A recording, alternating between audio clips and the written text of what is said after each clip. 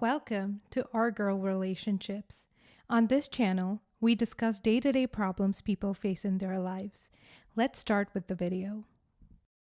Sister-in-law who comes begging me and my wife to help out with her kids keeps expanding her field of authority in my household until I put an end to it. My in-laws family has recently witnessed one of its most striking tragedies, which was the passing of my sister-in-law's husband, are very young due to an incident and a mistake that he and a couple of his friends at work committed, in which I will not go too much into detail because even though I have little to no respect left for my sister-in-law, I will value the fact that she's genuinely considering going into a lawsuit against the company where he worked to get proper compensation for the fact that he passed away basically serving them. It was obviously, needless to say, extremely sad and depressing. And even though it brought the family back together in a way we hadn't witnessed in many months, at the end of the day, it would be a memory of somebody's passing, a husband, a son, and above all, somebody's dad.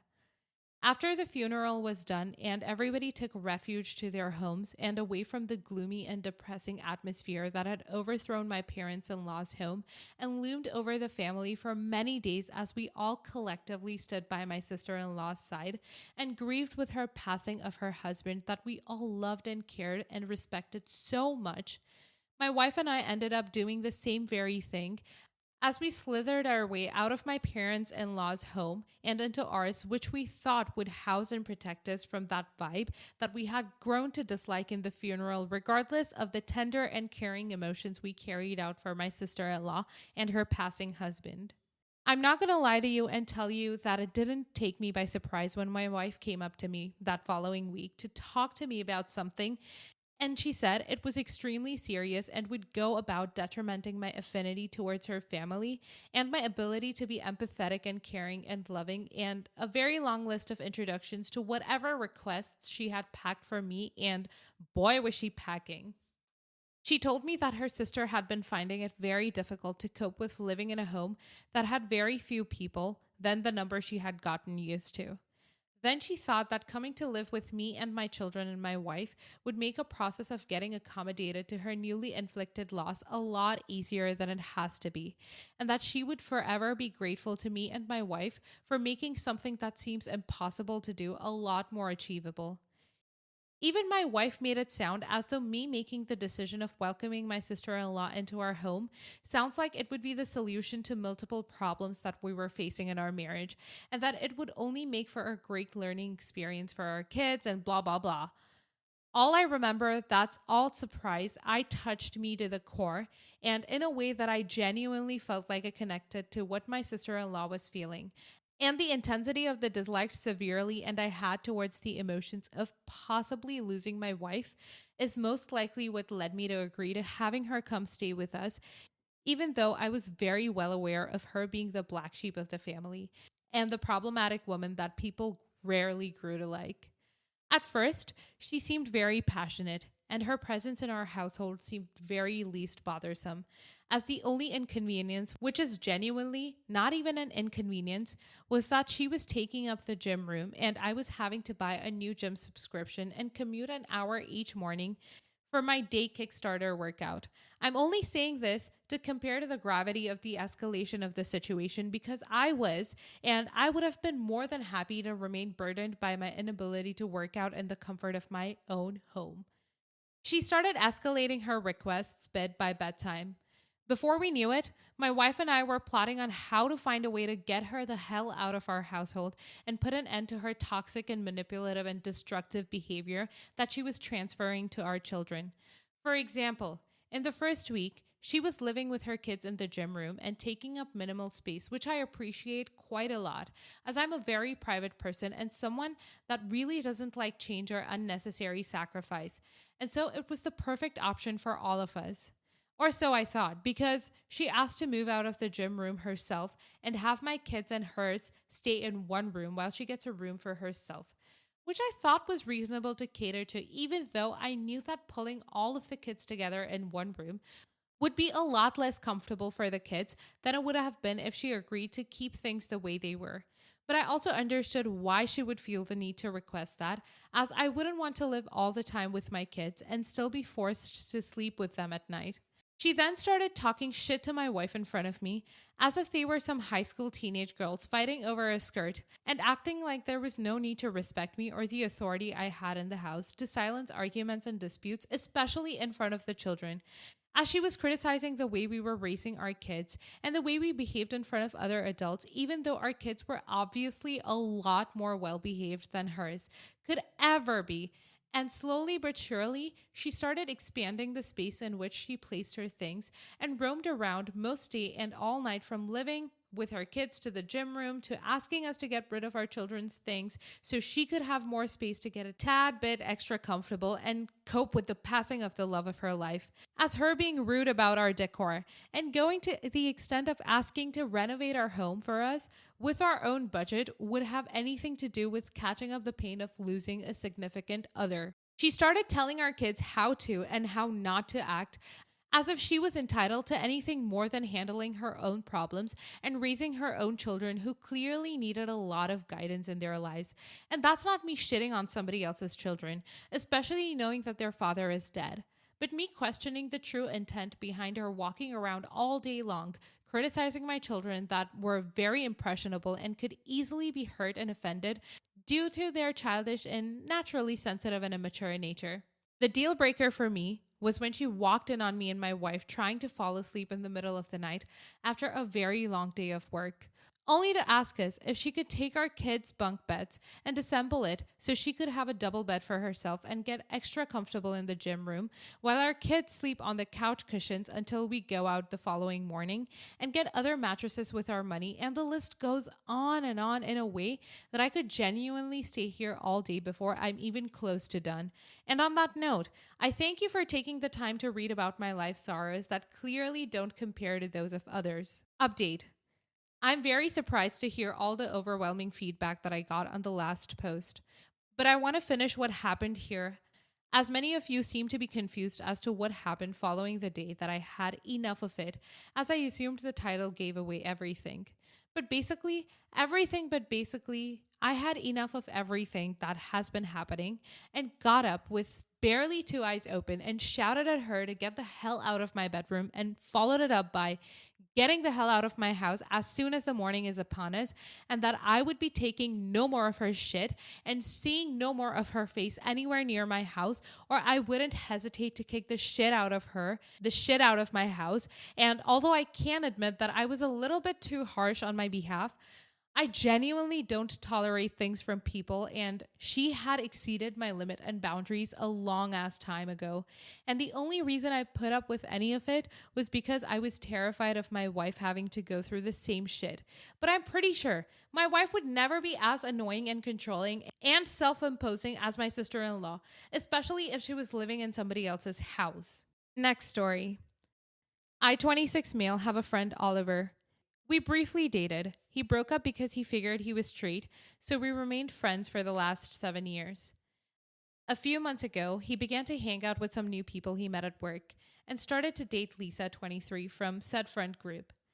Recently, said friend group hung out at a bar and Oliver asked me to come along, which I agreed to.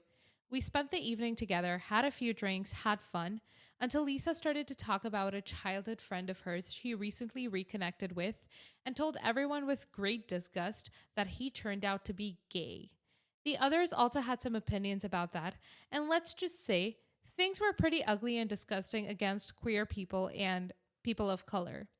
I really didn't want to deal with that bullshit, so I told everyone straightforward that I was gay and that what they were saying was derogatory, inhuman, and vile. At first, they thought I was joking because I'm straight looking and too masculine, but eventually the penny dropped, and after a few moments of embarrassment, they just continued, now directly targeting me. Oliver hadn't said anything. He had just laughed along until now, and as the banter started again, he chimed in and claimed that he had no idea I swing that way. I was baffled because, first of all, the two of us used to date. He knew every boyfriend I had in these past years and went to Pride with me and his bisexual sister, and now he was laughing at these insults. I snapped. Funny, thought that was clear, and told everyone the story of how we used to date. Silence. And then hell broke loose and I left.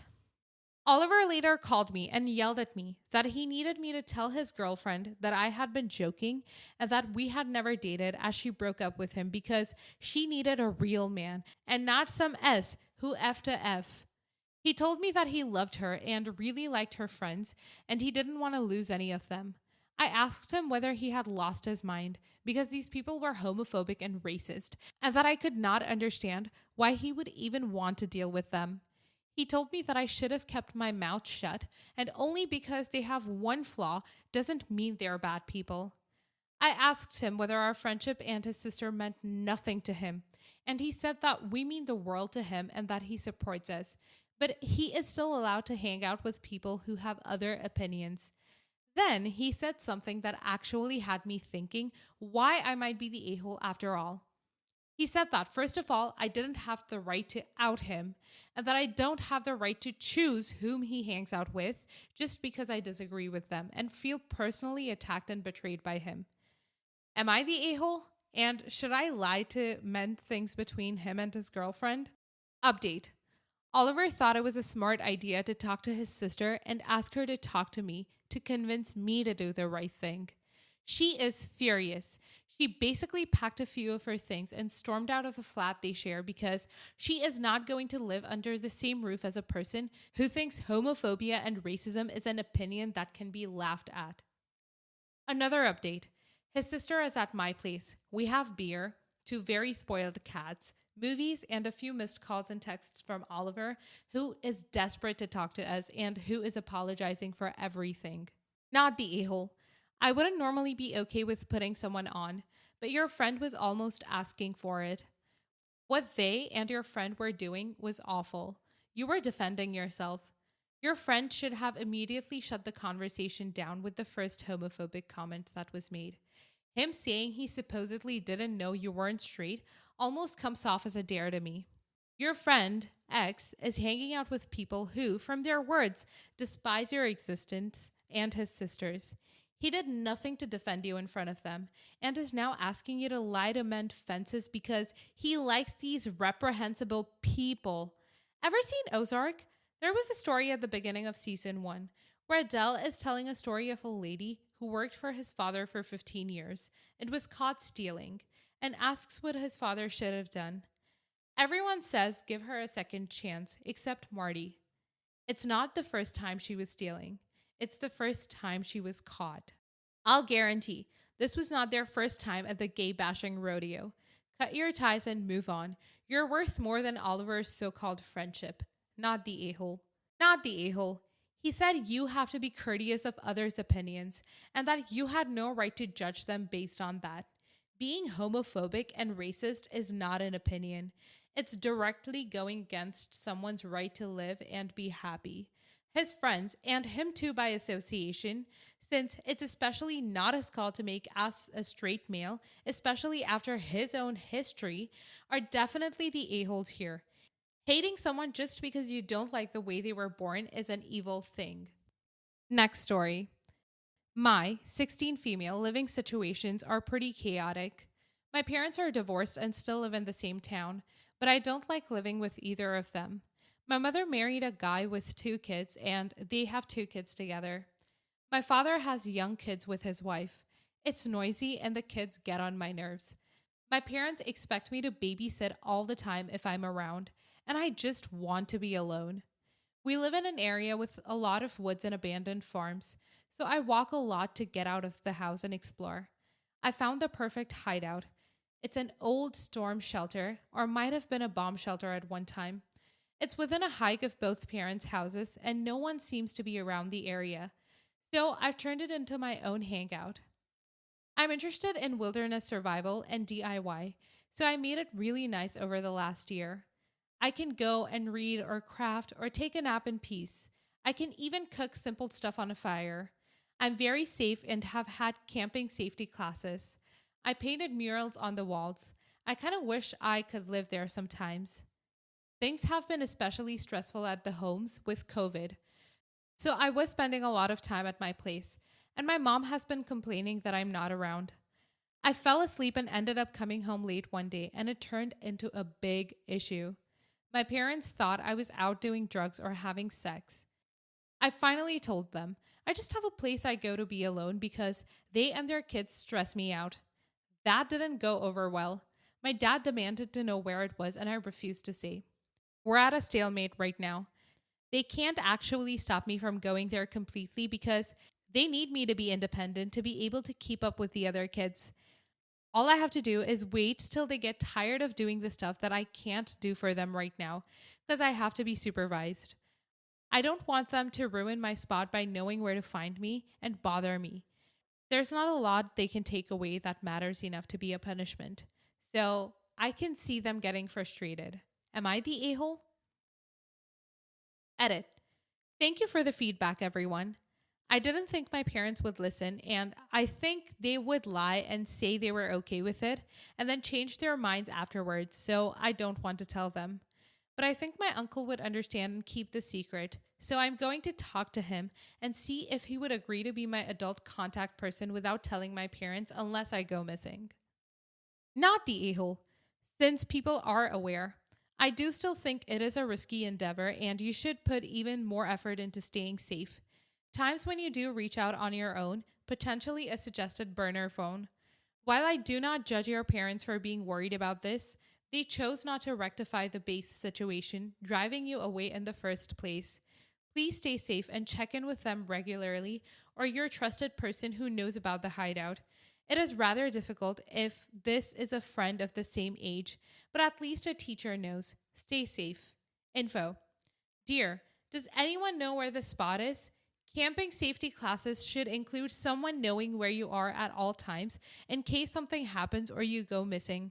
I get it's hard right now, but this seems understandably dangerous, and any parent would worry about their child spending days or nights in the woods alone. Not that they have to know, but someone does. Not the a hole. They're treating you like a babysitter since you're the oldest. And when you have a spot, you don't have to be stressed out by the children. They get mad. They should understand that the children are stressful and loud. They've experienced it before.